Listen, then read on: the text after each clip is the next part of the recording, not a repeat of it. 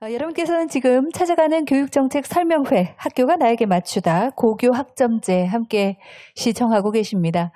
상당히 많은 분들께서 교수님과의 소통에 적극적으로 함께 해주셨는데요. 이 분위기를 좀 이어나가 볼까요? 아마 많은 분들께서 이곳에 참여하고 계시는 이유는 이 고교 학점제에 대한 여러 가지 설명을 함께 듣고 얘기 나누고 싶어서이지 않을까라는 생각이 듭니다. 그래서 지금까지는 우리 교육이 앞으로 나아갈 방향에 대해서 잠깐 얘기를 들어봤고요. 이제 본격적으로 고교 학점제에 대한 이야기를 나눠볼까 합니다. 이곳에 함께하고 계시는 분들은 다들 알고 계시겠습니다만 2025년부터 고교 학점제가 본격적으로 시행이 될 예정입니다. 현재 초등학교 6학년 자녀를 두신 학부모 여러분들께서는 궁금한 점도 상당히 많으리란 생각이 드는데요. 아마 교육정책에 많은 관심을 갖고 계신 분들께서는 2018년부터 찾아가는 교육정책 설명회 토크 콘서트를 저희가 진행을 해왔기 때문에 아마 작년부터 이곳 창원 또 고교 학점제 토크 콘서트를 했던 그날도 기억을 하실 겁니다. 그리고 올해도 또 고교 학점제를 가지고 여러분을 이렇게 함께 찾게 됐는데요. 그만큼 중요한 내용이기 때문에 오늘 또 한 번 다양한 얘기를 나누는 시간을 갖게 됐다는 점을 알려드리겠습니다. 자, 그럼 먼저 다양한 얘기를 나누기 전에 이 고교 학점제에 대해서 좀 더 자세하게 여러분께 설명을 해드리겠습니다. 오늘 함께 해주실 분은 바로 함영기 교육부 교육과정 정책관이신데요. 오늘 역시 다른 스튜디오에서 온라인으로 여러분께 설명을 해주실 예정입니다. 유튜브와 줌 채팅으로 학부모님들 고교 학점제에 대해서 궁금한 점 있으시다면 설명을 드리는 그 시간 안에서 또 그 후에도 채팅창을 통해서 여러분의 의견도 내어주시고 질문 남겨주시면 저희가 교육청과 교육부와 함께 관계자 여러분들과 함께 얘기 나눌 수 있는 시간을 준비해 드리도록 하겠습니다. 자, 그러면 고교 학점제에 대해서 설명을 해주실 함영기 교육부 교육과정 정책관님을 여러분께 소개해 드리겠습니다. 학부모님들 손인사로 환영을 해주시면 감사드리겠습니다. 어서 오십시오. 네. 안녕하십니까. 교육부 교육과정 정책관 함영기입니다. 교육과정 정책관 그러니까 저 사람이 무슨 일을 하는 사람인가 궁금해 하실 텐데요. 저는 고교 학점제를 포함해서 초, 중, 고등학교의 교육과정 정책을 총괄하는 그러한 역할을 맡고 있습니다. 오늘은 제가 학부모님들하고 고교 학점제에 관한 이야기를 같이 좀 나눠보려고 합니다. 저희가 이제 고교 학점제에 관한 이야기들이 최근에 많이 나오고 있고요. 언론에서도 고교 학점제에 대한 보도들을 많이 해서 그거를 보시면서 우리 학부모님들은 한편으로 이제 걱정도 많이 하시고 우리 내 자녀는 또 어떻게 여기 적응을 할까? 특히 현재 초등학교 5학년, 6학년 이렇게 자녀를 둔 학부모님들은 관심이 굉장히 크실 걸로 생각을 합니다. 오늘 제가 드릴 말씀은 이제 고교 학점제는 왜 나오게 됐고 그동안 어떤 경과를 거쳐서 또 어떤 성과를 내고 있는가 이런 말씀 간단하게 드리고요. 앞으로 어떤 방식으로 추진을 할지에 대해서도 간단하게 말씀드리고 맨 끝에 가서는 이게 앞으로 언제는 뭐를 하고 언제는 뭐를 하고 이렇게 조금 더 구체화시켜서 말씀을 드려보도록 하겠습니다. 먼저 추진 배경에 대해서 간단하게 좀 살펴볼 텐데요. 우리가 이제 최근에 4차 산업혁명 이런 얘기 많이 하죠. 그리고 작년 초부터 지금까지 우리는 코로나19라는 감염병에 굉장히 많이 시달렸습니다. 그거는 어떻게 보면 이제 앞으로 우리 삶이 굉장히 불확실성 속에서 펼쳐진다라는 것을 얘기를 하고 있고요. 또 아시는 대로 저출생 그리고 학령 인구가 감소해서 이것이 앞으로는 국가의 어떤 성장 잠재력이 약화될지도 모르겠다. 이런 우려들을 같이 하고 있고요. 간단하게 우리 학령 인구, 그러니까 이 초등학교에서 고등학교까지의 이 학생들의 인구 구성비를 보면은요, 1970년 그때는 전체 인구의 한 40% 가까이가 이른바 학생들이었습니다. 그랬던 것이 2020년 작년으로 보면은 15.1%가 되고요. 그리고 앞으로 20년 후가 되면 이제 10% 정도가 된다는 얘기죠. 이거를 간단하게 말씀드리면 1970년에 40% 전체 인구의 40%였던 이 학령 인구가 2040년쯤 되면은 그 4분의 1로 줄어든다. 그리고 우리의 생각보다 이게 조금 더 빠르게 진행이 된다라는 점을 말씀드릴 수가 있고요. 그런가 하면 또 다른 방향의 환경 변화가 있지요. 요즘 아이들은 날 때부터 스마트폰, 스마트 기기를 끼고 사는 애들이기 때문에 사고하는 방식, 공부하는 방식, 노는 방식도 많이 다릅니다. 그리고 이제 고용 불안이나 소득 양극화에 따른 사회적 불평등 우리가 보는 그대로고요. 그렇기 때문에 이런 상황에서 미래 사회에 보다 더 잘 대응할 수 있는 새로운 이제 인재상이 필요하다고 볼 수가 있습니다. 이 OECD에서는 2018년에 이제 2030 학습 프레임워크이라는 거를 이제 발표를 했는데요. 거기서 중요하게 보는 게 이제 학생 주도성입니다. 이거를 스튜던트 에이전시라고 해서 학생이 수동적으로 누군가가 교사나 부모가 뭐를 시켜서 하는 것이 아니라 자신의 학습과 진로를 스스로 설계하는 것을 굉장히 중요하게 본다. 그렇게 헤쳐나가는 역량을 우리는 이제 변혁적 역량이라고 부르는 거죠. 그리고 이제 필요한 역량으로는 창의성이라든지 문제 해결력, 협동, 공감, 갈등 관리 능력, 책임감, 시민성 등등이 이전보다는 훨씬 더 필요해지게 됐다라는 얘기고요. 그동안의 추진 경과와 간단한 성과를 좀 보시겠습니다. 고교 학점제로 진로 맞춤형 교육을 추진하겠다는 것은 이미 2017년도에 현재 문재인 대통령의 후보 시절이죠. 이 대선 공약으로 제시가 됐습니다. 그리고 같은 해 11월 달에 이제 추진 방향과 연구학교 운영 계획이 발표가 됐어요. 그리고 그 이듬해에 이제 8월 달에 이 고교교육 혁신 방향을 통한 학점제 추진을 단계적으로 실시하겠다라는 것이 이제 얘기가 됐고, 그때부터 이제 유관기관이 참여하는 고교학점제 추진체제가 마련이 되었습니다.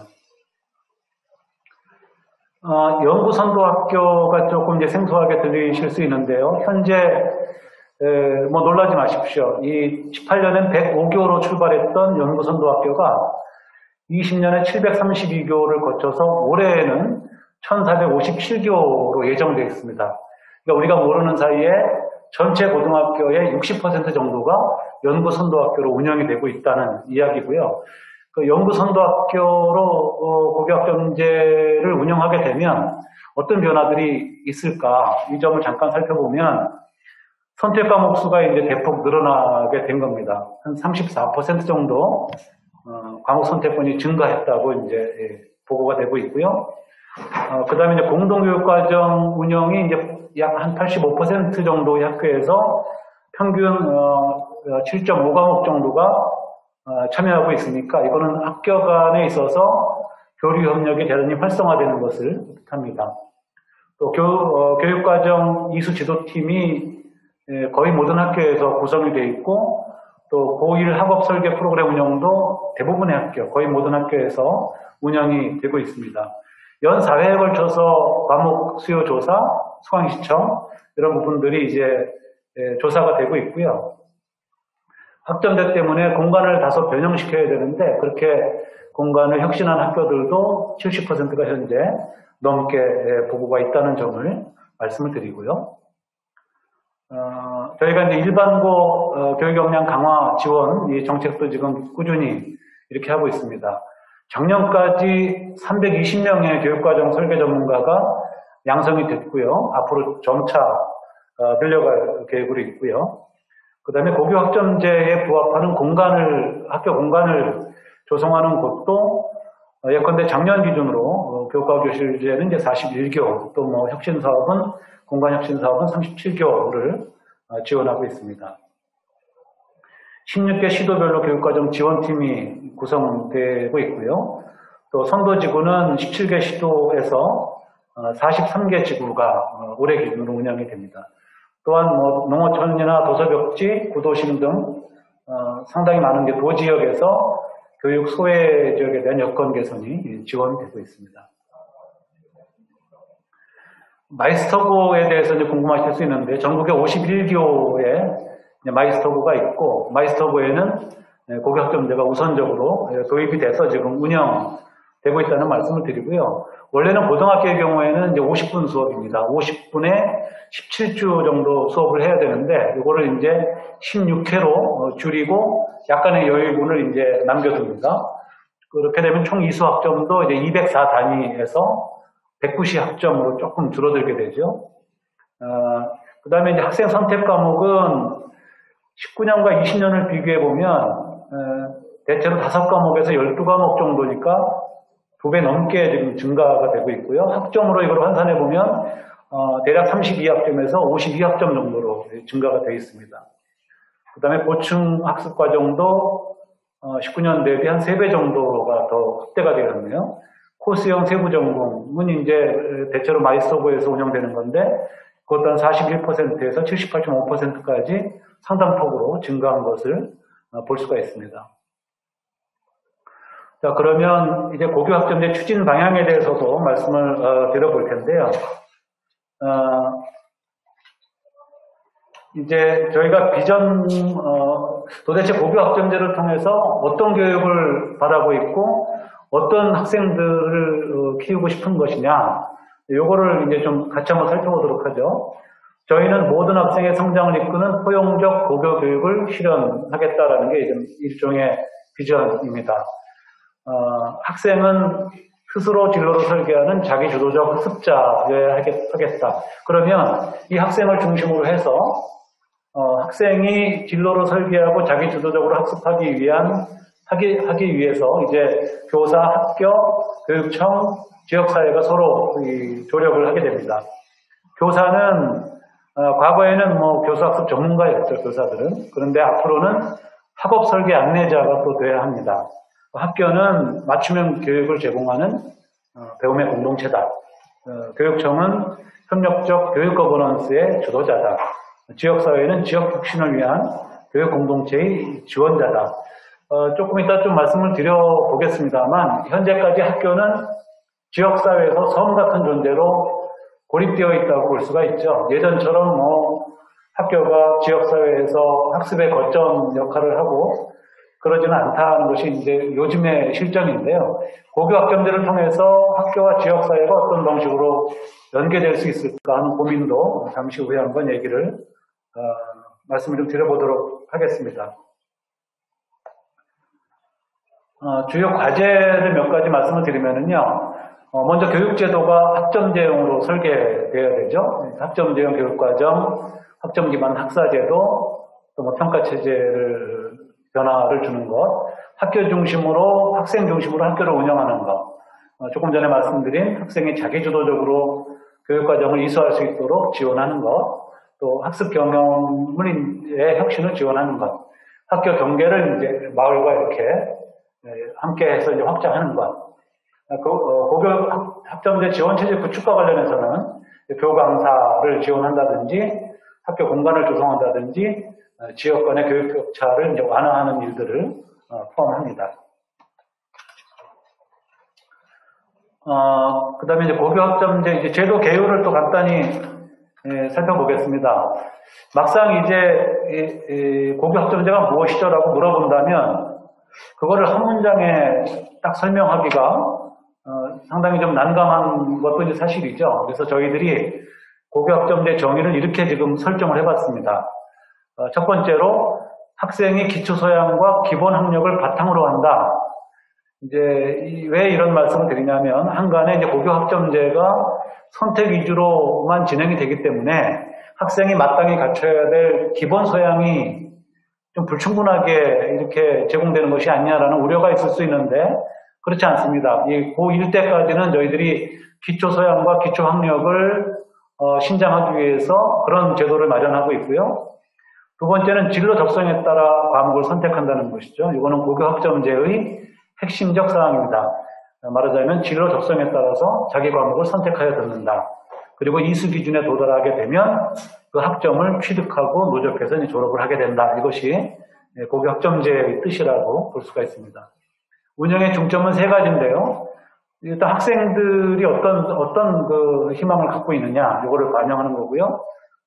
두 번째는 진로 학업 설계를 지도하는 것, 세 번째는 최소 학업 성취를 보장하는 것입니다. 한간에는 또 이런 말이 있거든요. 만약에 대학처럼 이 학점을 취득하지 못하면 그 과목을 낙제하거나 졸업을 못하면 어떡합니까? 이런 질문이 있을 수가 있는데요. 그 이전에 저희들은 이러한 미수 학점이 나오지 않게 하기 위해서 최소 학업 성취를 보장하기 위한 다양한 장치들을 동원하게 될 것입니다. 그 점에 관해서는 너무 크게 걱정하지 않으셔도 될 것 같다라는 말씀을 좀 올리고요. 이번에는 추진 계획에 대해서 알아보도록 하죠. 먼저 학점제형 교육제도 설계에 대해서 알아보겠습니다.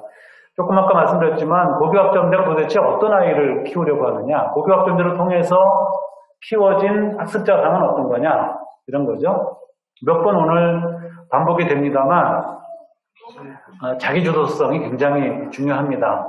작년에 우리 학부모님들 코로나19 과정에서 학습 격차가 발생했다고 하는데 그 주된 요인 중에 하나가 스스로 하는 아이와 스스로 자기 학습을 설계하지 못하는 아이 사이의 격차가 커졌다는 것이거든요. 그래서 그러기 위해서는 주체성과 책임감과 적극적 태도를 가져야 된다. 창의와 혁신에서는 융합적 사고 능력, 문제 해결력 같은 게 있고요. 그런데 이것만 잘해서는 자기 공부만 열심히 하고 자기 앞에 놓인 문제만 잘 해결해서는 미래 사회에서 서로 어울려 사는 시민이 될 수가 없습니다. 그래서 그 협력과 소통, 공감하고 배려하면서 공동체 의식을 갖는 거, 이것도 매우 중요하다라는 말씀이고요. 지금 학점제형 교육제도 설계에서 교육과정 유연화 대목인데요. 여기 지금 표를 화면을 잘 보시면 저희가 이제 수업량도 적정화하고 단위를 학점으로 전환하고 1학점을 16회로 하고 이것이 아까 말씀드렸던 대로 그 단위로 할 때는 17회로 말씀드렸는데 여유를 조금씩 두는 겁니다. 그 다음에 3년간 192학점을 취득했을 때 졸업을 한다는 것이고요. 1학점이 구성되는 방안은 지식 수업도 있고 온라인 중심 수업도 있고 교실 기반 수업도 있고 있습니다. 이런 것들이 다 종합적으로 고려되어서 16회가 되고요. 아까 말씀드렸던 대로 이제 17, 18, 어떤 경우에 19까지도 가능할 수 있습니다. 거기에는 이제 각종 학교 행사가 차지하는 시간들, 학교 재량으로 어떤 강좌를 연다든지 또는 그 견학을 간다든지 하는 시간들이 포함되어 있습니다. 이렇게 보시면 이 왼쪽이 이제 현행의 그 고등학교 과목 구조고요. 오른쪽이 이제 개편이 되게 되면 변화될 과목 구조라고 볼 수가 있고요. 공통 과목은 성격은 조금 달라지겠지만 그대로 이렇게 가는 겁니다. 일반 선택 과목도 아마 비슷하게 갈 것 같아요. 그런데 조금 달라지는 지점이 왼쪽의 진로 선택 과목은 오른쪽에 융합 선택 과목과 약간 유사하게 갈 겁니다. 실생활에서 유용하게 쓰일 수 있는 것, 교과 통합을 해서 이렇게 각 학문간 융합을 하는 것들이 해당이 되고요. 조금 이제 다른 것이 왼쪽에 있는 특목고에서 주로 다루었던 전문 교과 1, 이것은 오른쪽에서는 진로 선택 과목과 좀 유사해질 겁니다. 이렇게 보면 일반고에서도 특목고에서 공부했던 예컨대 약간 심화된 이런 전문 교과들을 일반고에서도 얼마든지 수강 신청해서 이수를 할 수 있다는 얘기가 됩니다. 그리고 이제 그 직업계교에서는 그렇게 오른쪽에 보시면 전문 공통 일반 실무 과목으로 이렇게 나뉘어져서 운영이 되게 될 겁니다. 이런 궁금증을 가지실 수 있습니다. 고교 학점제로 시행하게 되면 이 필요한 과목이 추가로 있는지에 대한 궁금증, 또 국영수 사과의 비중이 어느 정도 차지하는지 알고 싶다. 이런 말씀을 주셨거든요. 당연한 질문이라고 생각을 하고요. 지금은 아무래도 고교 학점제와 고교 학점제를 이수한 학생이 대입 시는 어떻게 할 것인가와 연관을 지어서 생각하시게 되니까 이런 의문이 드실 거라고 생각하는데요. 저희가 이제 조금 전에도 말씀드렸다시피 학생들이 가져야 될 기초 소양이나 기본 역량을 적어도 고등학교 1학년 때까지는 이거를 유지를 하려고 하는 겁니다. 대체로 그것은 아마도 지금 질문 주셨던 국영수 4과 정도가 될 거라고 보고요. 물론 아직 확정하지 않았습니다만 적어도 학생에게 기본 역량을 제공한다 그러면 그 과목이 될 가능성이 현재로서는 가장 크다라는 생각이 듭니다. 그리고 2학년 올라가서도 올해 같은 경우에 이제 수능을 볼 때 올해입니다. 2015 교육과정에 따라서 첫 수능을 보게 되는데 국어 공통과 이제 선택을 합쳐서 수능을 보게 되잖아요. 그러니까 이 바뀌는 고교 학점제 상황 하에서도 2학년이 되더라도 이 과목의 이름은 다르지만 국영수, 사회, 교과, 군의 이런 과목들이 개설된다라는 생각입니다. 따라서 이 기본 교과들을 고교 학점제에서 절대로 소홀히 하지 않는다라는 점에 대해서는 말씀을 좀 드려보겠습니다. 학점제형 교육제도는 어떻게 설계가 되느냐? 지금 제가 드린 말씀이 화면에 바로 나왔습니다. 공통과목은 이렇게 기초소양을 유지하기 위해서 된다. 그런데 이제 약간 여기 보면은 공통과목을 1학기에서 2학기 이렇게 해놓은 것은 제 예상으로 1학기 때는 공통과목만 하게 될 것 같고요. 2학기 때는 일부 선택과목이 약간 들어올 수도 있습니다. 그래서 이제 1학년 2학기에서 3학년 2학기라고 선택과목에도 나와 있는 것이고요. 과목 예시는 참고를 좀 해주시기 바랍니다. 그런데 아까 말씀드린 융합선택과목 같은 경우는 도대체 뭐가 있을까? 이렇게 의문을 가지실 수 있는데요. 인공지능 수학이라든지 여행지리, 융합과목, 융합과학 같은 것들이 될 수 있겠죠. 네, 중고교의 합격급 전환이 되는 부분에서 이제 지원을 하게 되면 중학교 3학년 2학기 말을 어떻게 운영할 건가? 근데 이게 좀 궁금할 수 있습니다. 현재는 자유학년제를 운영하는데요. 중학교 1학년 1, 2학기를 다 운영하든지 아니면 또 다른 학기를 골라서 이제 자유학년제를 집중학기와 연계학기를 운영을 하는데 고교학점제가 들어오게 되면 자유학기제는 그대로 운영을 하고요. 다만 이제 중학교 3학년 2학기 때 가서는 고등학교 고교학점제를 준비하기 위한 진로 설계나 과목 이해해야 되는 것들, 또 과목을 어떻게 선택하면 나의 진로 적성을 이렇게 부합하는 과목 선택을 할 수 있을까? 그런 연습을 아마 하게 될 거고요. 그 밑에 보시는 대로 이제 자유학년 학기와 그다음에 합격급 전환 준비. 저희는 이거를 아직 제목을 확정한 건 아닙니다만 전환학기제라고 이야기를 하기도 합니다. 그 다음에 이제 학점 기반 졸업 체제에 대해서는 과목 이수 기준, 이것도 굉장히 궁금해 하시죠?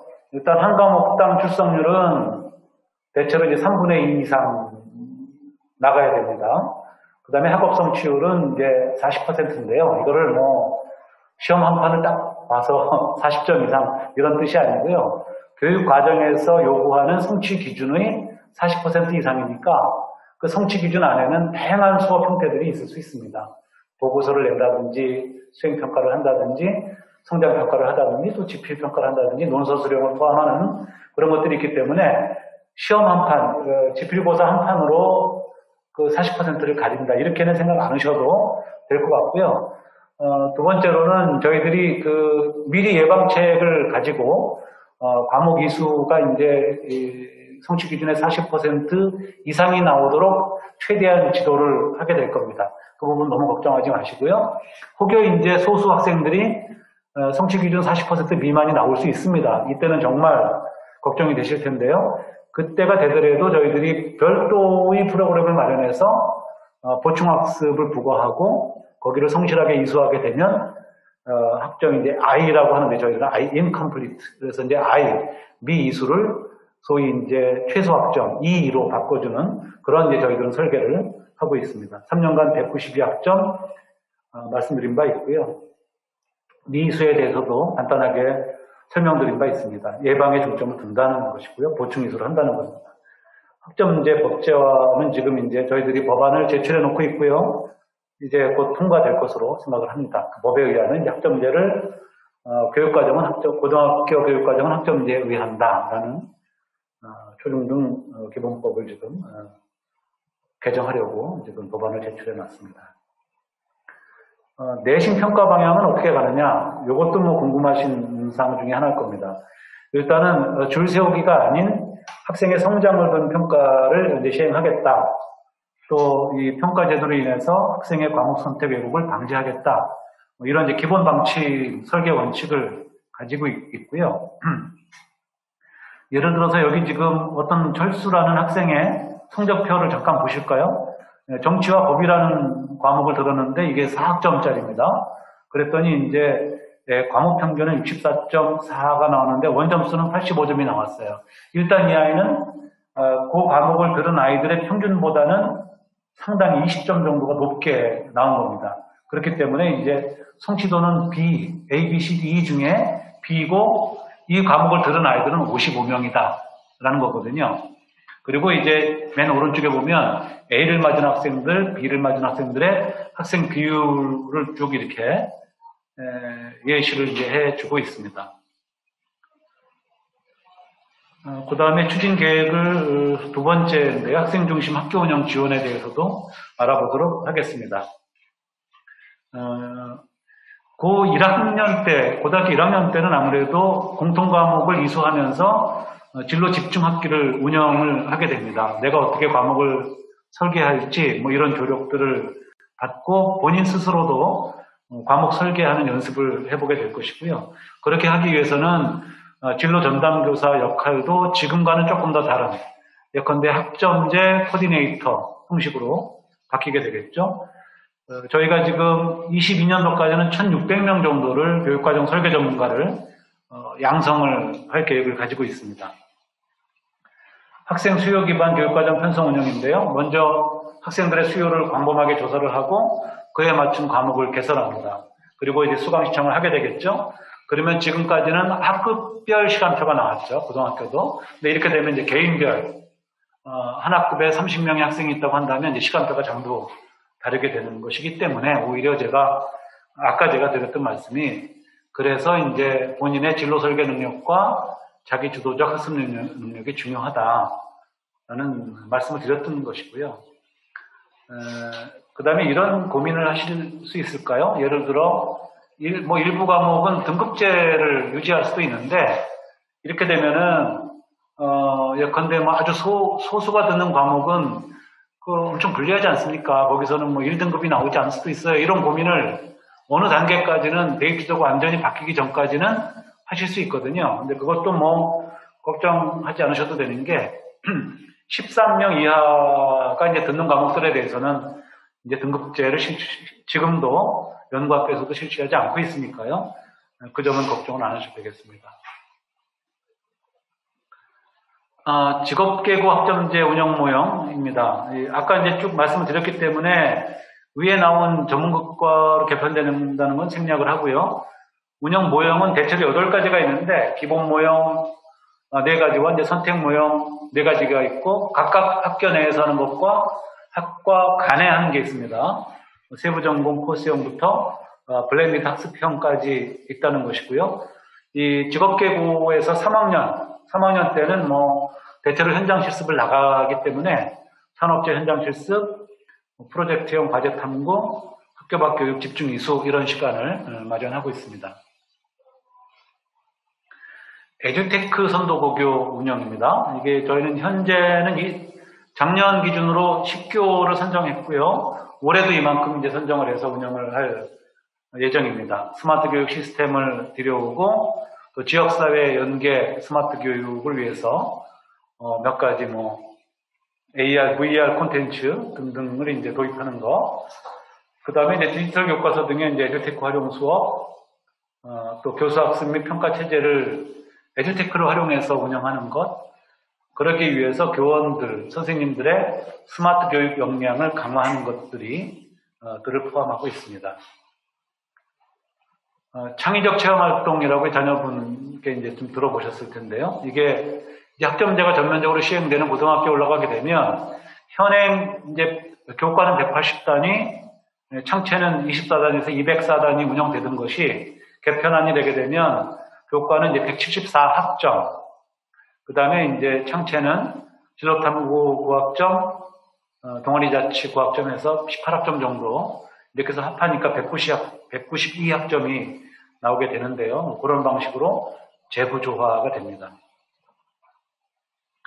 학교 간 공동교육과정이 제도화될 텐데요.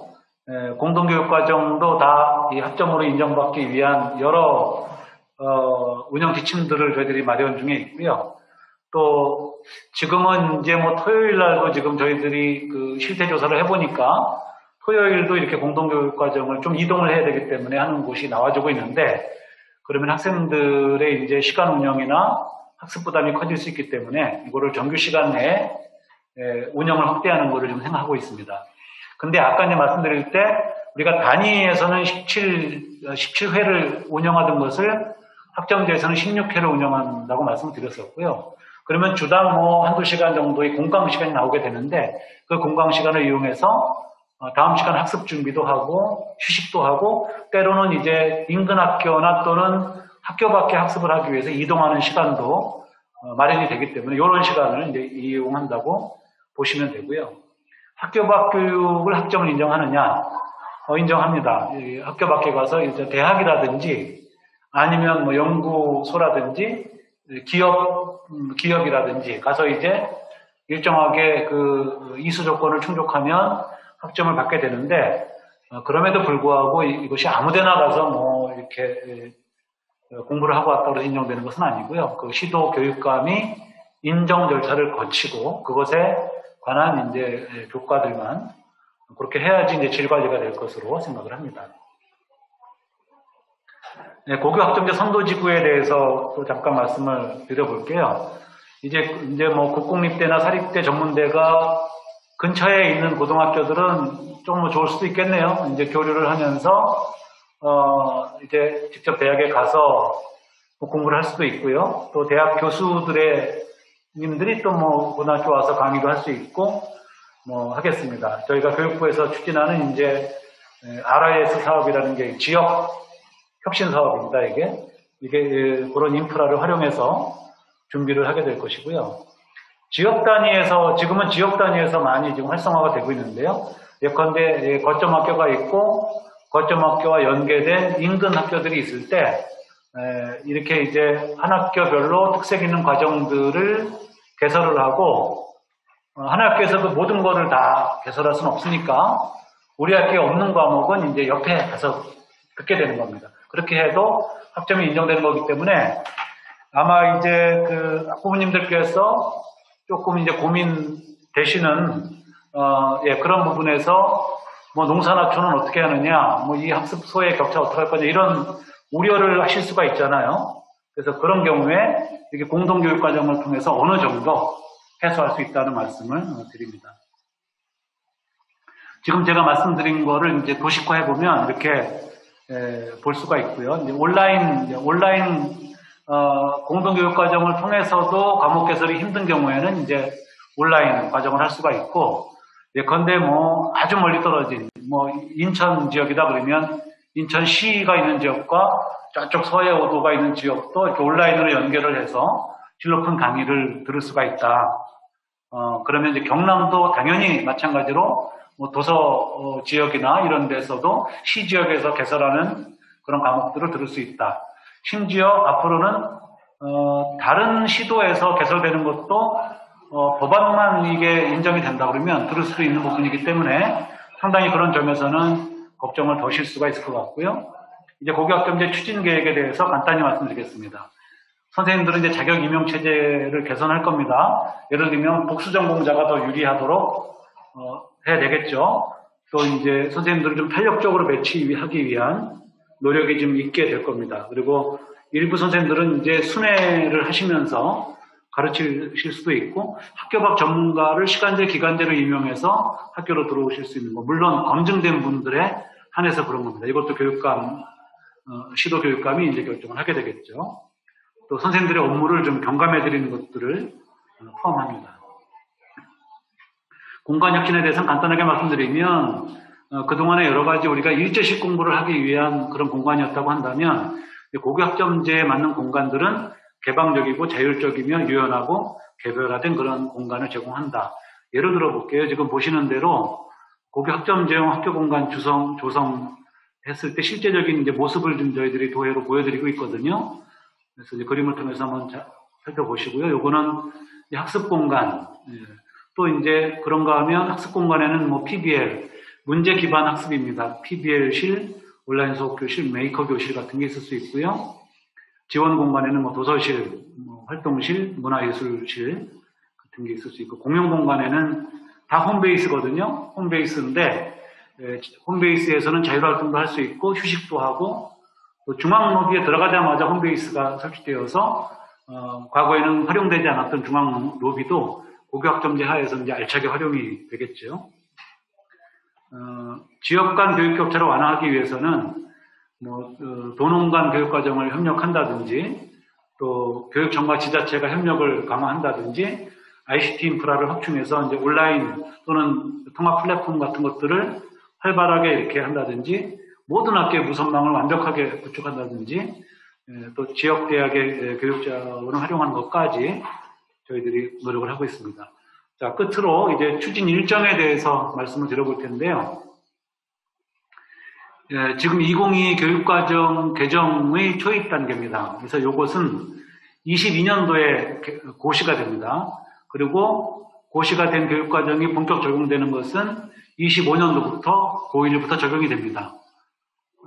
고교 학점제를 때문에 이제 교육과정을 개정을 해서 부합시켜주는 것입니다.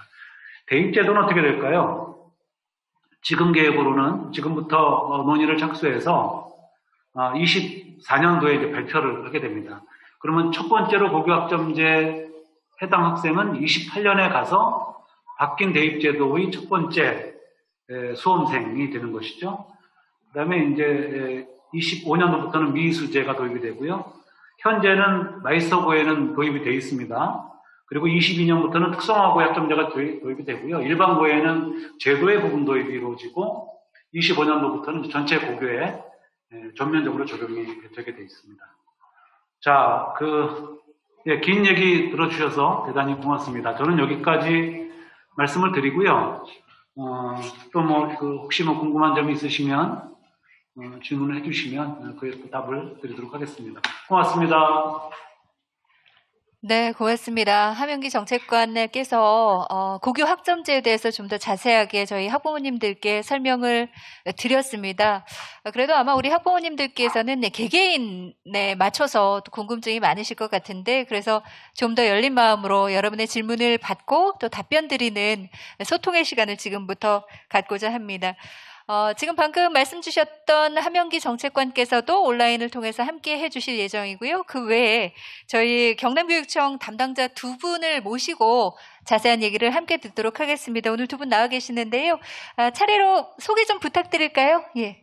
네, 반갑습니다. 경남교육청 충동교육과 교육과정 담당 장학관 전재동입니다. 반갑습니다. 네, 반갑습니다. 네, 반갑습니다. 경상남도 교육청에서 고교 학점제 업무를 총괄하고 있는 장학사 신상철입니다. 반갑습니다.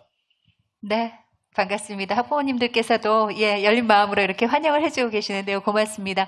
그럼 지금부터 여러분의 질문을 통해서 궁금한 사항들을 좀 해소해 나갈 수 있는 시간을 갖겠습니다. 혹시 학부모님들 질문 있으시면 손을 들어주시거나 저희가 사전에 말씀드렸죠. 질문 있습니다. 종이에 적어서 카메라 앞쪽을 바라보게 해주시면 저희가 여러분께서 함께 얘기 나눌 수 있도록 도움드리도록 하겠습니다. 먼저 첫 번째 질문부터 받아보겠습니다. 먼저 저희가 교육부에 궁금한 점 있으신 학부모님들의 질문을 받겠습니다. 첫 번째 질문 받아볼까요?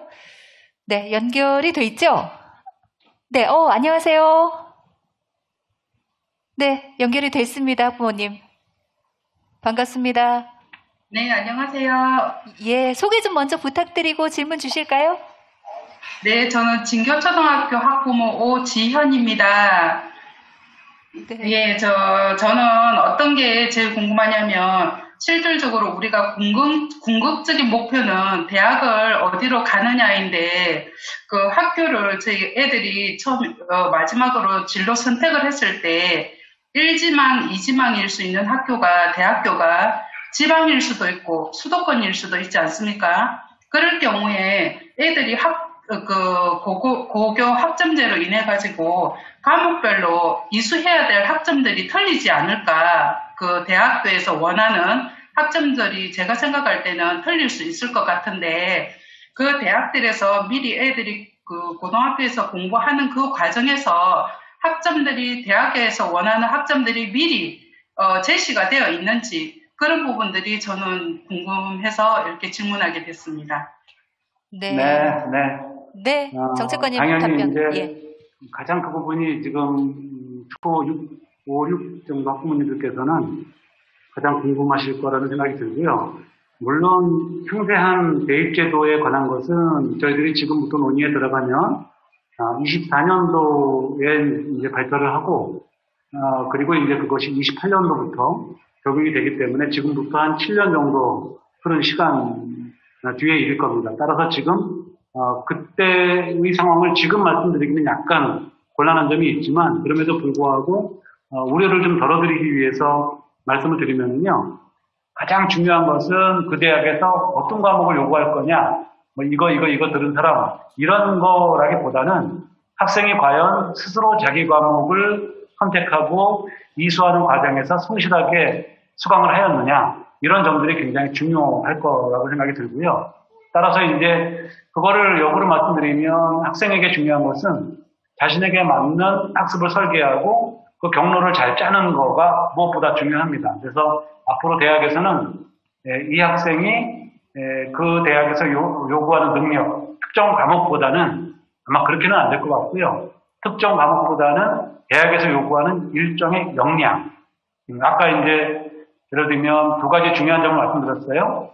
학생의 자기 주도성하고 두 번째로 변혁적 역량이라는 말씀을 드렸거든요. 그렇기 때문에 그런 역량을 갖추고 있는지를 볼 것인데 그 역량을 보여주는 방법이 뭐냐면 학생이 그 영역에 대해서 어떤 방식으로 스스로 선택을 했고 설계를 했고 성실하게 이수를 해서 어느 정도의 성취에 이수를 얻느냐 하는 점이 굉장히 중요할 거라는 생각이 들고요.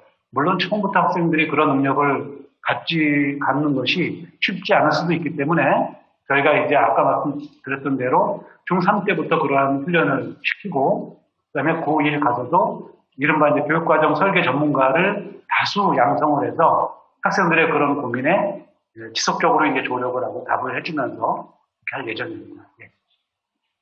네. 고맙습니다. 예. 우리 학생들이 어떤 부분에 장점을 갖고 있는지 학부모님들께서도 꾸준히 관찰을 해주시고 함께 지원해 주신다면 도움이 될 것 같다는 생각이 듭니다. 그리고 또 방금 질문이 들어와 있는데요. 제가 대신 읽어드리도록 하겠습니다. 역시 교육부 쪽에 들어와 있는 질문입니다. 고교 학점제가 지방학교로 갈수록 다양하게 실시되기 어려워서 결국 서울 수도권 지역 학교와 학생에게 유리하게 운영이 되고 이것이 대학 진학에 이어질 것이라는 얘기가 있었습니다. 이에 대해서 어떻게 생각하십니까? 대책이 있을까요? 이런 질문 주셨는데요. 하명기 정책관님 어떻게 보십니까? 그 외 지방학교로 갈수록 다양하게 실시되기 어려울 것이라고 미리 생각을 하시는지요? 그렇게 생각 안 하셔도 될 것 같습니다. 왜냐하면은요, 몇 가지의 저희들이 몇 가지 장치를 마련해 두고 있는데요. 시골에서 이제 뭐 그리 규모가 크지 않은 학교, 고등학교를 생각해 볼까요? 그러면 어떤 과목을 원해요, 아이가.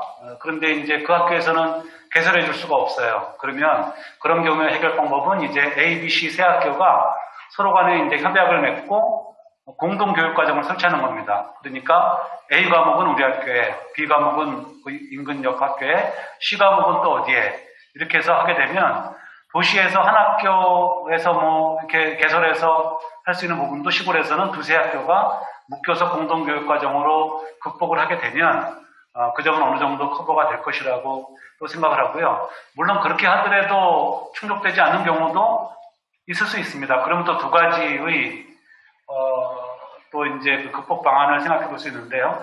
하나는 작년에 많이 경험을 하셨을 겁니다. 원격 수업에 아주 가파른 성장세를 이제 보셨잖아요. 그러니까 온라인 수업 과정을 개설을 하는 거죠. 그래서 시골에 있는 여건이 잘 안 되는 학생들도 온라인 수업 과정을 이수를 해도 학점이 인정되는 장치를 마련하게 될 거고요. 한편 또 지역의 이제 일종의 지방 대학이라든지 또는 어떤 연구소라든지 예를 들면 충북에는 교육과정 평가원이나 개발원 또 이런 데가 있지 않습니까? 예를 드는 겁니다. 경남에도 아마 그런 국책 연구기관이나 또는 민간 연구소 같은 것들이 있을 텐데요. 학생들이 직접 그쪽에 가서 학교에는 원하는 과목이 설치되지 않을 때 가서 수강을 할 수도 있고요. 또 그분들이 학교를 방문해서 제가 최근에 들은 예만 하더라도 울산에서 이제 어떤 기업에서 연구하시는 분이 고등학교에 가서 강의를 하셨는데 아이들이 만족도가 굉장히 높게 나왔다라는 이야기를 최근에 저도 이제 들은 바가 있습니다. 또한 이제 여기서 교육청이나 교육부가 가만히 있으면 안 되겠죠. 지역 간의 격차, 학교 간의 격차가 발생하지 않도록 저희는 계속 모니터링을 할 것이고요. 그 지역 때문에 불이익을 받거나 격차가 발생하는 일이 없도록 교육청도 교육부도 열심히 지원하고 노력을 하도록 하겠습니다. 네, 고맙습니다. 네, 고맙습니다. 교육부의 정책관님의 답변이었고 아무래도 지역 학부모께서 굉장히 궁금해하시는 부분이기 때문에 우리 경남교육청의 얘기도 좀 들어봐야 될 것 같아요. 장학관님 부탁드릴까요? 네, 정책관님이 설명을 아주 잘 해주셨는데요. 제가 생각할 때는 현재의 우리 입시 제도나 이런 것들이 오히려 지방이 조금 더 불리한 게 아닐까 하는 생각입니다. 아시다시피 설명을 이렇게 들으셨겠지만 고교 학점제는 우리가 기존에 생각하고 있었던 그런 어떤 제도가 아닙니다. 어떻게 보면 우리 교육의 패러다임이 완전히 이렇게 좀 바뀌는 것인데요. 특히나 이제 학점제는 기본적으로 학생이 자기의 진로와 적성에 따라서 과목을 선택할 수 있고 그 다음에 학교 교육의 어떤 교육 과정의 근간을 이렇게 바꾸는 그런 과정입니다. 그래서 이제 지금까지는 모든 학교들이 보면 문과, 이과 또는 자연계열, 이공계열, 사회계열 이렇게 이제 나누어서 교육 과정이 이제 이렇게 편성이 돼 있었는데요. 학점제가 실시가 되면은 제가 생각할 때는 예를 들어서 학부모님들이 특목고의 전문교과 같은 것을 지금 현재는 일반고가 들을 수 없었지만 학점제가 시행이 되면 그런 어떤 특목고에서 시행했던 전문교과라든지 이런 것들을 일반고에서도 우리가 편제해서 이렇게 들을 수가 있습니다. 그래서 또 이렇게 정책관님께서 말씀하셨는데 공동교육 과정이라는 것이 있습니다. 특히 저희 경상남도에는 농어촌이 많이 있어요. 그래서 학교 간 공동교육 과정보다는 요즘에 온라인의 기술이 많이 발전이 되어 있기 때문에 온라인 공동교육 과정을 이용해서 학생들의 다양한 과목 선택권을 확대하고 있어서 절대로 지방이라고 해서 이렇게 분리하거나 그렇지는 않을 것이라고 생각하고 있습니다. 네, 고맙습니다. 이렇게 교육부와 교육청의 답변도 함께 들어봤습니다. 유튜브를 통해서 정말 많은 학부모님들께서 또 관계자들께서 다양한 의견들을 내어주시고 계시는데요. 여러분께서도 함께 지켜보시는 것도 도움이 될 것 같습니다. 그러면 현재 줌으로 함께하고 계시는 우리 학부모님들의 질문을 좀 받아볼까요? 고교 학점제에 대해서 교육부와 교육청에 혹시 질문 있으신 분 계시면 손을 들어주시면 저희가 질문하실 수 있도록 도움 드리겠습니다. 혹시 줌 참가자 여러분들, 예. 저희가 도움 드릴게요. 네. 마이크 켜주시고 질문 주시면 되겠습니다. 소개도 좀 부탁드릴까요, 잠시? 저는 용호초등학교의 학생을 두고 있는 엄마인데요. 네. 일단은 지역 연계라고 얘기를 하는 부분이 모르겠어요. 마이스터고 같은 경우에는 현장 실습이라고 하는 부분도 있고 하지만 일반고 친구들이 지역에서 어떻게 연계를 해서 수업을 하는지 그게 조금 잘 이해가 안 가고 대학과의 연계 수업을 할 수 있다라고 얘기를 하셨는데 그럼 고등학생들이 대학교 수업을 신청을 할 수 있다는 얘기인 건지 조금 그 부분이 조금 이해가 안 갔고 일단은 가장 궁금한 건 결국에 이 친구들이 이 수업을 했을 때 평가를 어떻게 받고 이 평가가 입시에 어떻게 반영이 되고가 조금 엄마로서는 궁금하거든요. 네. 그래서 만약에 그 부분이 어떻게 되는지가 궁금합니다. 예. 지역에서 이제 특성화 고등학교의 연계, 대학과의 연계 수업, 그리고 나중에 이거를 평가를 어떻게 받을 것인지까지 질문 주셨는데, 교육청에서 먼저 답변 드릴까요? 예. 예, 어머님께서 말씀하셨던 질문에 대해서 이제 답을 드리면, 지역 연계라고 하는 것은 이제 예를 들어서 창원에 거주하고 계신 것 같으니까, 창원 같으면 이제 대학들도 있고, 그 다음에 공단 지역의 산업체들도 많이 있지 않습니까? 거기에서 이제 연계되는 전문 인력들이 있을 거고요. 그런데 이제 학교에서 학생들이 과목을 선택할 때, 예를 들어서 과학이나 아니면 기술, 물리나 이런 과목에서 좀 더 전문화된 과목을 듣고 싶다라고 했을 때, 교육과정상에 편제된 다양한 과목인 것은 맞는데, 학교에서 교원 자격을 가진 선생님 또는 재학하는 학교나 인근 학교에서 그 과목에 대한 자격이 있는 선생님이 없거나 다른 수업들로 인해서 지원을 못 해주실 수도 있잖아요. 그러면 저희가 이제 대학이나 기업체 또는 연구기관과 함께 MOU 형식으로 협력을 맺어서 그 기관에 가서 또는 그 기관의 교수님들이나 연구원들이 학교에 와서 일정 시간 단위를 수업을 해주게 됩니다. 그러면 이제 어머님께서 말씀하셨던 부분은 이제 성적 부분이 좀 걱정이 되셨잖아요.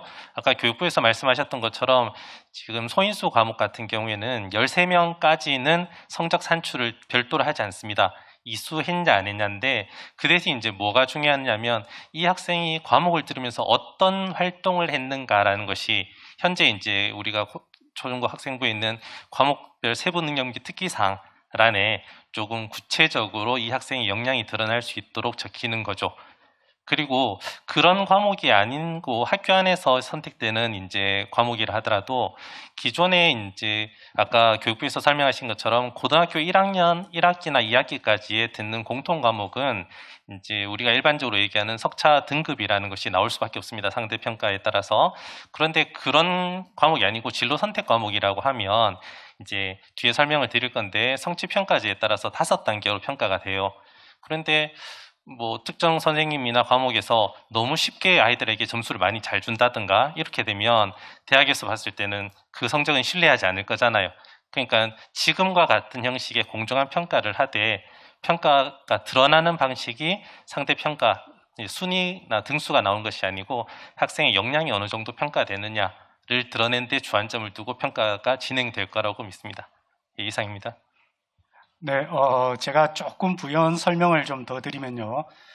지금 학부모님께서 걱정하셨던 그런 부분을 해소하기 위해서 저희가 이제 하고 있는 사업 중에 하나가 고교 학점제 선도지구라는 것이 있습니다.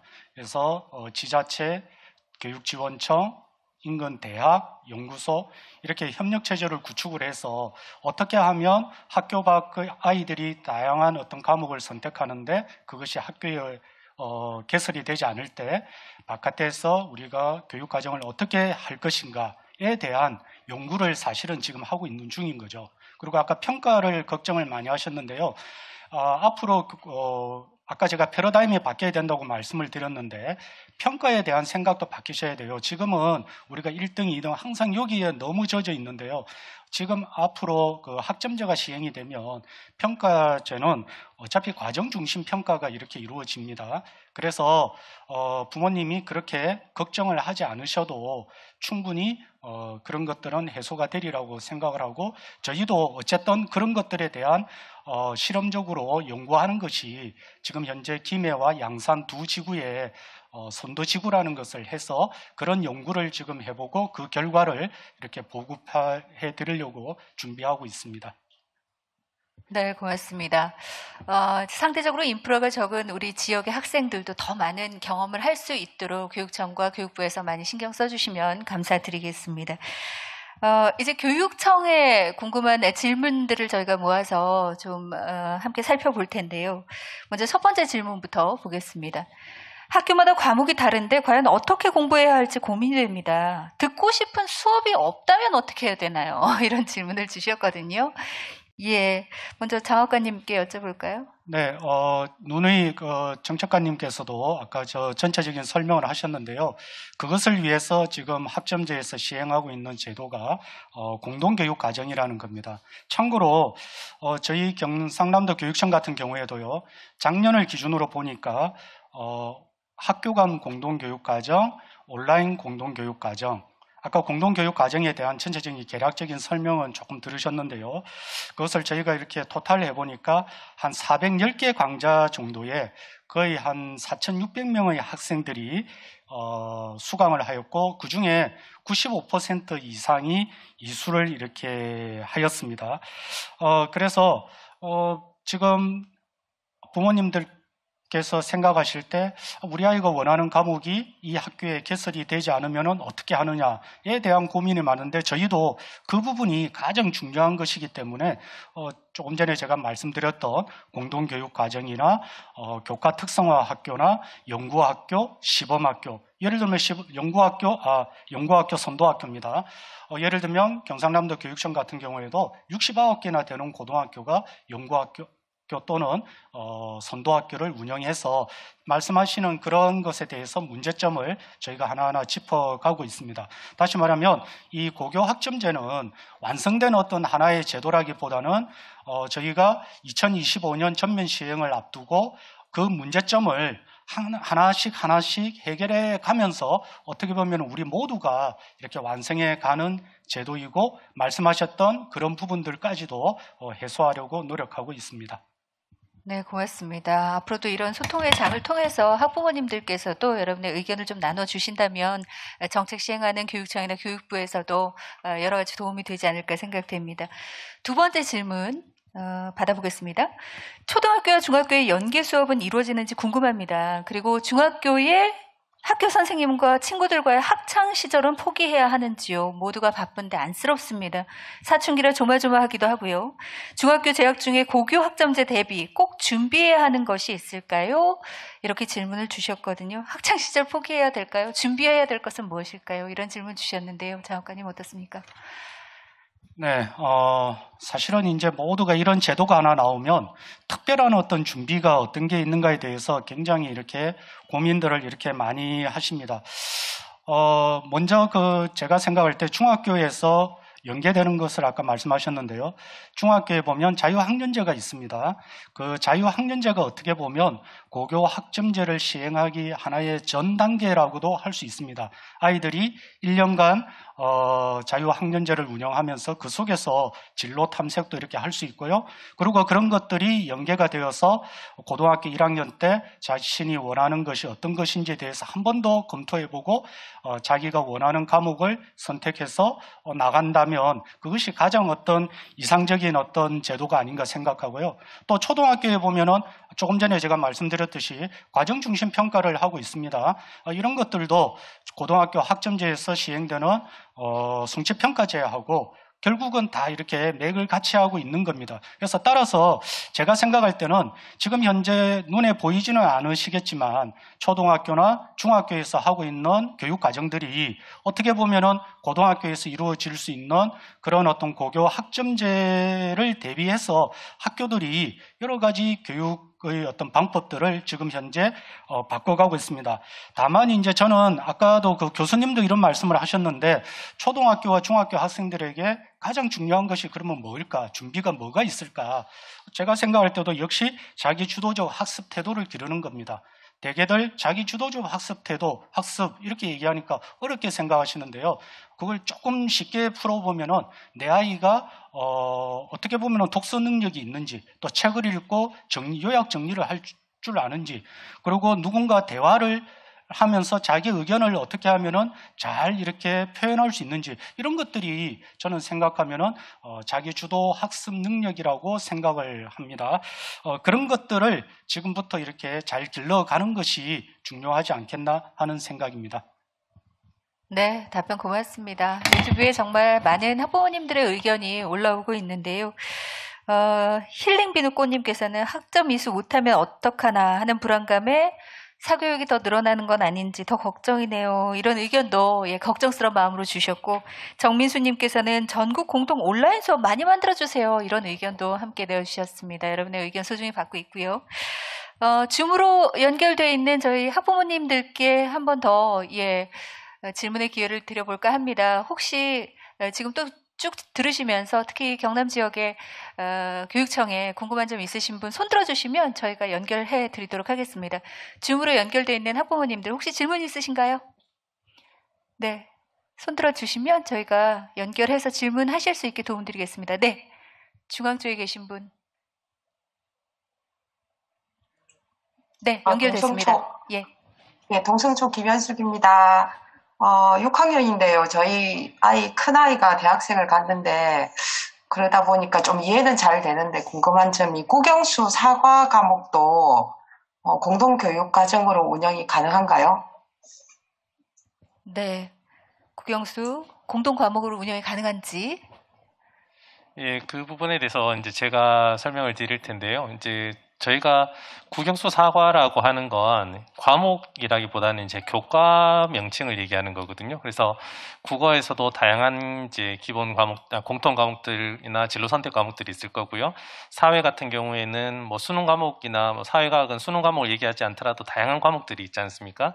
이제 그 과목과 연결되는 다양한 이제 기본 교과목들이랑 진로 선택 교과목들이 있어요. 그러면 그 과목들을 교육과정 편지에 나와 있는 과목들을 중에서 학교에서 과목을 개설하고 아이들은 그 과목들에 대해서 이제 개설을 요구하게끔 되는 거죠.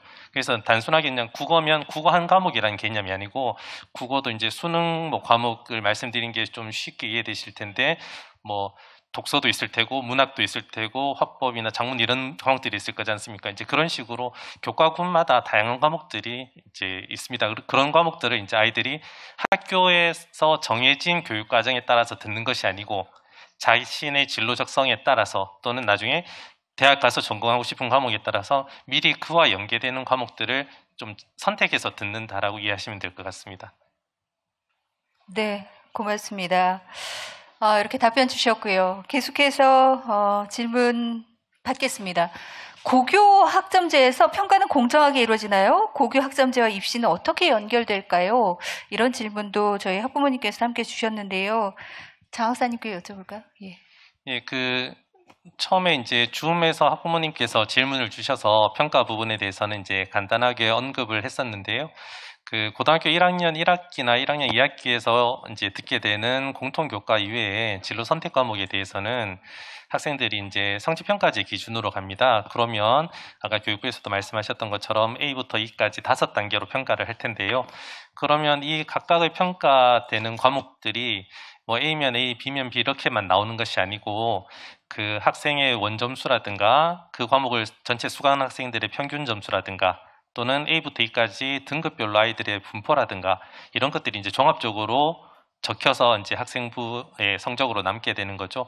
그러면 이제 대학에서는 그 학생들의 학생부를 가지고 이제 봤을 때 특정 과목이 뭐 A가 제일 높은 평가라고 등급이라고 한다면 그쪽에만 다 학생들이 많이 몰려있다라고 하면 그 과목을 듣는 학생들이 다 잘했다라고 볼 수 있지만 평가에 대해서 이게 공정하게 제대로 이루어졌나에 대해서도 대학은 조금 고민을 할 수 있을 거지 않습니까? 이런 식으로 그 성평가는 5단계라도 성취평가에 따라서 좀 공정하게 이루어질 거라고 보고요.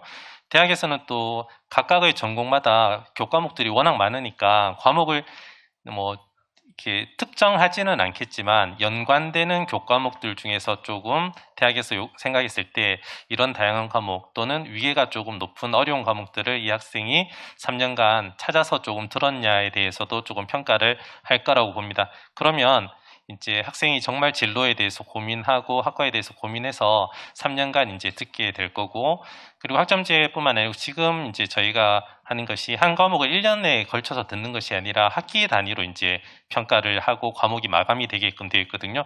그러면 아까 유튜브 상에서도 그 한 학부모님께서 질문을 하셨던데 만약에 듣고 싶은 과목을 놓치게 되면 어떡하냐라는 말씀을 하셨던데, 그렇게 되면 예를 들어서 2학년 1학기부터 3학년 때까지라고 하면 남아있는 학기 중에서 본인이 희망하는 과목들을 골라서 들을 수 있고요. 그 인원이 소인수 과목이라고 해서 인원이 적더라도 과목을 개설할 수 있을 거고, 학교 안에서 안 되면 인근의 공동교육과정 아니면 그 온라인 공동교육과정과 같이 다양한 방법으로 이수할 수 있게끔 되어 있습니다. 그리고 얼마 전에 수도권에 있는 모 대학에서 이제 2023학년도 대학 입시 안을 발표하면서 그냥 단순하게 저희가 수능 점수로만 진학을 하게 되는 대입 정시에서도 이 학생이 고등학교 때 뭐 정량적인 평가이긴 하겠습니다만 어떤 과목들을 듣고 이제 왔느냐에 대해서 또 평가를 하겠다라고 얘기했던 것이 굳이 이제 고교 학점제를 위한 사전 작업이다라고 생각하지 않더라도 실제로 이제 우리가 생각하는 것보다는 조금 더 다양한 방식으로 학생들을 좀 평가하려고 하고 단순한 수치에서 좀 벗어나려고 하는 움직임을 보이고 있다라고 이해를 하시면 될 것 같습니다. 네, 답변 고맙습니다. 저희가 시간 관계상 이제 마지막 질문이 되겠는데요. 지금 유튜브 댓글을 통해서도 이제 교사에 대한 평가가 이루어졌으면 좋겠다 이런 의견들도 나오고 있는데, 고교 학점제에 대비한 행정이나 교사의 직무 능력 교육의 방향은 어떻게 되는지요? 이런 질문이 있습니다. 답변 좀 부탁드릴까요? 네, 기본적으로 교사의 역량을 기르는 것도 사실은 굉장히 중요합니다. 그래서 저희는 한 3가지 정도로 지금 생각하고 있는데요. 현재 재직하고 있는 교사에 대해서는 전공 과목뿐만 아니고 연계 과목을 지도할 수 있는 역량을 갖출 수 있도록 연수원과 이렇게 협조해서 또 대학에 위탁을 해서 연수를 지금 실에 진행하고 있고요. 그리고 이제 예비교원들, 앞으로 인용될 예비교원들에 대해서는 아마 이거는 교육부에서 주관해서 복수 전공을 활성화하고, 그 다음에 이런 어떤 복수 전공자들이 이렇게 좀 임용 시에 우대를 받을 수 있는 방안을 강구하고 있는 것으로 저는 조금 알고 있습니다. 그런데 이제 문제는 이런 어떤 정규 교원 양성 과정에 없는 교과목들이 이렇게 있을 겁니다. 그래서 이것에 관련해서는 아까 학교 밖 교육 과정 말씀하셨는데 마찬가지로 해당 분야 전문가들이 계실 거예요. 그런 어떤 전문가들에게 교원 자격증을 임시로 이렇게 발급한다든지 하는 임시 기간제 교원을 채용하는 이런 어떤 방식을 가지고 어쨌든 학생들의 다양한 과목 선택에 대해서는 충분히 충족시켜 줄 것을 준비하고 있습니다. 네, 고맙습니다. 고교 학점제에 대비한 행정이나 교사의 직무 능력 교육에 대한 방향에 대해서 질문을 주셨는데, 이 부분에 대해서는 교육부에도 좀 질문을 같이 던졌으면 하는 바람입니다. 하명기 정책관님께도 답변을 좀 부탁드려도 될까요? 예. 지금 정학관님 말씀 주신 것에 대해서 저희도 그런 방향으로 쭉 준비를 해왔기 때문에 특별히 덧댈 말씀은 없겠습니다만, 그럼에도 불구하고 저희들은 선생님들의 고교 학점제 관련 직무 능력을 향상시키기 위한 여러 계획들을 가지고 있고요. 어쨌든 지금까지는 교과에 대한 풍부한 이해로 학생들에게 잘 전달하는 교사가 우수한 교사다, 이러한 이제 평가를 받아왔다고 한다면, 앞으로는 그것은 기본으로 하면서 아이의 진로를 잘 파악하고 그 진로에 대해서 안내할 수 있으며 그 진로 설계에 도움을 줄 수 있는 그런 능력을 갖춘 교사가 아마 더 능력 있는 교사라는 이야기를 듣게 될 것이라 생각합니다. 그리고 이제 융합 관련해서 이제 여러 교과들도 형성이 되기 때문에 자기 교과만 고집하는 것이 아니라 자기 교과 그리고 자기 교과와 연계된 다른 학문 영역들에 대한 이해도 깊이 하는 것이 아마 좋을 것 같다는 생각이 들고요. 그리고 각 시도별로 지금 운영하고 있다고 말씀하셨습니다만, 끊임없이 이제 자기 연찬을 통해서 요즘 자라나는 세대의 아이들하고 원활하게 대화가 될 수 있도록 하는 그런 이제 감각을 익히는 것도 중요하리라고 생각을 합니다. 네, 정책관님 답변 고맙습니다. 더 많은 얘기를 나누고 싶습니다만 시간이 좀 아쉽긴 합니다. 여러분께서 보내주신 이 고교 학점제에 대한 여러 가지 우려들, 걱정들이 우리 교육청과 교육부 정책을 담당하시는 관계자들에게 잘 전달이 됐으리라는 생각이 들고요. 앞으로도 부족한 부분들, 고교 학점제에 대해서 여러분께서 궁금한 사항들을 얘기 나눌 수 있는 소통의 시간은 더욱더 마련이 될 예정입니다. 앞으로도 여러분 함께해 주시고 여러분의 고견을 내어주시면 큰 도움이 되겠습니다. 끝으로 저희 고교 학점제뿐만 아니라 우리 교육에 대한 학부모님들 그리고 관계자 여러분들의 메시지를 좀 함께 받아볼까 하는데요. 저희 줌으로 참석하신 분들께서 메시지를 남겨주셨습니다. 혹시 저희 카메라 쪽으로 보여주시면 저희가 소개를 해드릴까 합니다. 메시지를 좀 들어주실 수 있으실까요? 예, 걱정과 우려 속에, 그러나 또 다른 기대 속에 이렇게 시행을 하게 됐는데요. 공교육은 생명줄입니다. 모두들 힘내세요. 예, 관계자들에게 응원의 메시지도 주셨고, 미래를 여는 선택, 고교학점제 화이팅, 이런 메시지도 함께 전해주셨습니다. 네, 다양한 메시지들을 보내주고 계시는데, 새로운 교육정책 잘 정착되길, 이런 메시지도 함께 나눠주셨습니다. 고맙습니다. 그리고 유튜브를 통해서 여러분의 쓴 목소리도 저희가 듣고 있습니다.